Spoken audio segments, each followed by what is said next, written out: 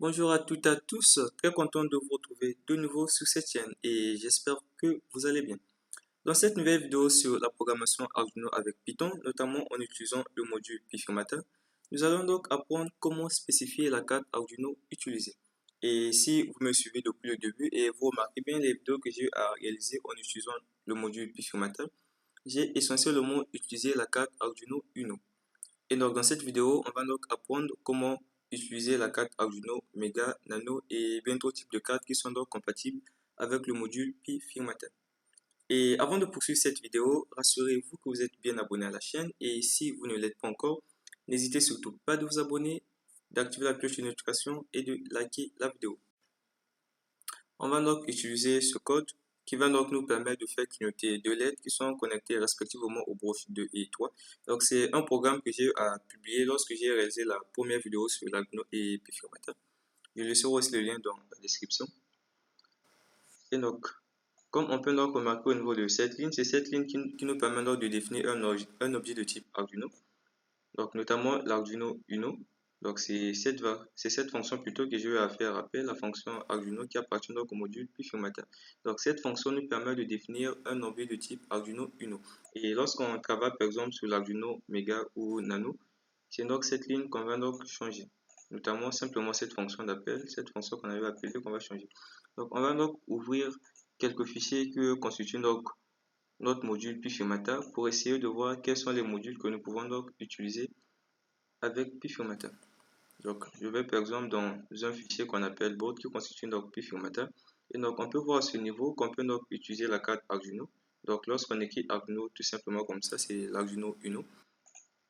Et donc, tout en bas, on peut donc utiliser l'Arduino Mega, l'Arduino Duo ou l'Arduino Nano. Donc, c'est ces quatre types de cartes Arduino qui sont donc compatibles avec notre bibliothèque PyFormatter.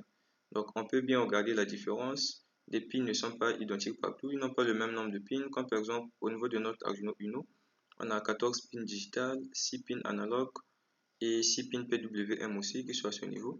Donc les broches 0 et 1 ne sont pas utilisées, ce sont donc des broches qui vont donc permettre la communication entre notre programme avec notre carte Arduino. Donc c'est en quelque sorte une liaison série. Donc comme d'autres vidéos que j'ai eu à réaliser avec PySerial, vous pouvez aussi jeter un coup d'œil pour comprendre un peu comment ça se passe. Et donc, comme je disais, ce sont donc ces quatre types de cartes qui sont donc compatibles avec notre module PyFormatter. Donc, on est soit sur l'Arduino Uno, l'Arduino Mega, l'Arduino Duo ou encore l'Arduino Nano. Alors, dans ce programme, on va utiliser l'Arduino Mega. Donc, la procédure est pareille. Donc, comme je disais dans notre programme qu'on a eu à écrire au tout début, donc à ce niveau, on a eu à faire appel à cette fonction Arduino qui est ici, qui va donc nous permettre de définir un objet de type Arduino Uno. Et ici, on est sur l'Arduino Nano. C'est donc cette classe qu'il faut faire appel. Donc c'est pareil si on était sur l'Arduino Duo ou encore l'Arduino Nano. Donc voilà un peu, je vais simplement changer à ce niveau. Donc j'ai aussi eu à tester le programme avant de réaliser la vidéo. Donc par exemple, si vous le gardez ainsi, donc vous gardez Arduino et que vous connectez bien votre carte Arduino Mega. Et si vous gardez par exemple les connexions au niveau des broches 3 et 2, cela fonctionne sans aucun problème, on peut le tester. Alors voilà, on peut donc remarquer que ça s'est connecté, ça affiche un message à ce niveau, Arduino connecté, c'est donc à ce niveau. Et donc le programme entend de s'exécuter comme il se doit. Alors dans cette vidéo, je n'ai pas eu à représenter le montage, donc si vous avez bien connecté votre Arduino Mega avec deux LED connectées respectivement aux broches 2 et 3, vos LED deviennent donc clignoter bien qu'on a fait appel à la fonction Arduino qui définit donc notre variable comme étant un Arduino Uno. Donc, on va donc arrêter le programme. On va par exemple essayer d'utiliser les broches 22, 22, 23 de notre Arduino Mega. Donc, je modifie à ce niveau 22, 23. Cette ligne nous permet juste de quitter proprement la bibliothèque ou du moins le module PyFormatter. J'enregistre et étant donné qu'on a fait appel à la fonction Arduino, ça définit donc notre variable comme étant un Arduino Uno. Donc, étant donné que nous sommes sur l'Arduino Mega, cela va donc générer des erreurs. On va donc lancer le programme. Normalement, on doit avoir les deux messages affichés, Arduino connecté, puis ensuite déconnecté.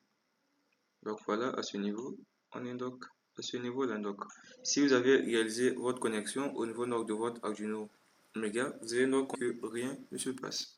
Donc, tout ça, c'est parce que l'Arduino Uno n'a pas de broches 22 et 23. Comme on vient de le voir, il n'a que 14 broches. Donc, on va modifier cette partie vu que nous sommes sur l'Arduino Mega. On va donc faire appel à cette fonction Arduino Mega et utiliser donc des broches 22 et 23. Je lance de nouveau le programme. Alors, je répète que dans cette vidéo, je n'ai pas eu à réaliser donc le montage, du moins insérer le montage dans la vidéo. Donc, j'ai ma carte en face de moi et tout ce que je suis en train de dire, je le vois en face de moi. Donc, vous aussi de votre côté, essayez donc de réaliser le montage et tester le code en même temps que moi. Donc, voilà un peu, ça va afficher, donc cette fois-ci, ça affiche Arduino connecté, vu qu'on est sur l'Arduino Mega et donc des broches digitales 22 et 23 existent bien. Alors, c'était tout en ce qui concerne cette vidéo et maintenant, j'espère que vous savez comment spécifier la carte Arduino que vous utilisez en utilisant la bibliothèque PyFigmata. On se donne rendez-vous très prochainement.